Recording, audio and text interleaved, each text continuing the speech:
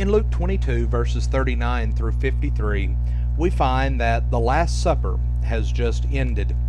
Jesus has announced that it's about time for him to die, and that one of those men that were sitting there at the table with him for that special occasion would be the one that would betray him to his enemies. Luke tells us that Jesus then went to the Mount of Olives. Matthew and Mark add that there was a garden on that mountain called Gethsemane. And this garden was likely owned by a wealthy family in Jerusalem who allowed Jesus to use this garden. Jesus was known to be a friend of the poor and the sick and the downcast. But he also must have had friends among the wealthy and even some of the religious leaders such as Nicodemus and Joseph of Arimathea. Jesus must have gone to this place to pray in the quiet and the solitude of this garden, for Luke calls it his usual place, and Judas knew that this would be where he was most likely to be found.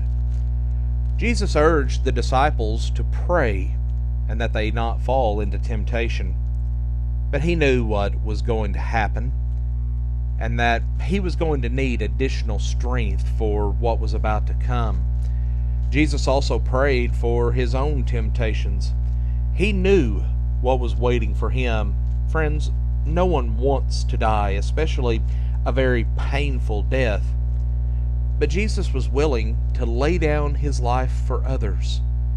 Now, at this point, he still could have turned his back and refused the cross, but he didn't do that. And we can only attempt to imagine what Jesus was going through at this time in his life. His prayer gives us some indication of his emotional state, and Luke's description gives us a few more insights.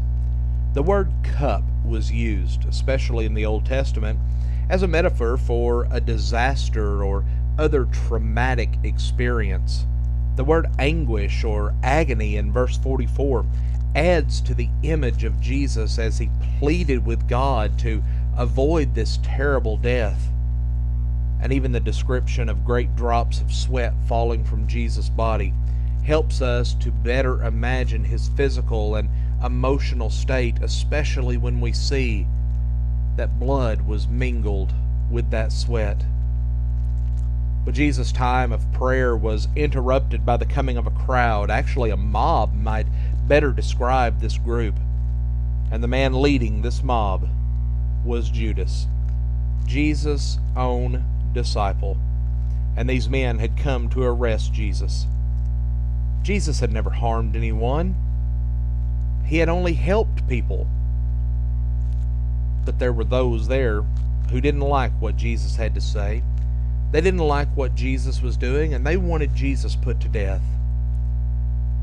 There's been much speculation about Judas' motivation to betray Jesus, but for whatever reason it was, he led this mob to Jesus and identified him with a traitor's kiss.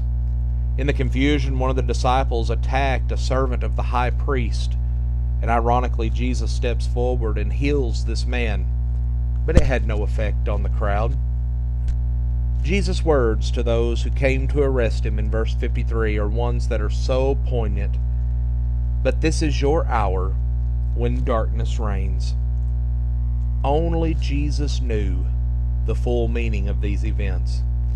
The religious leaders had led the opposition to Jesus, but behind them was Satan, the source of all evil doing. And no doubt Satan was very well pleased with the results. But as we will see, the story was not over, and Satan was not going to be victorious. Satan was going to lose in the end. Friends, we want to thank you for joining us for our program today. We hope that you have a wonderful day today. We would like to invite you to join us tonight at 6 o'clock at Pyburn Street Church of Christ for midweek Bible study. We'll have classes available for all ages, and a warm welcome awaits you at the Pyburn Street Church of Christ. May God bless you today with a wonderful day.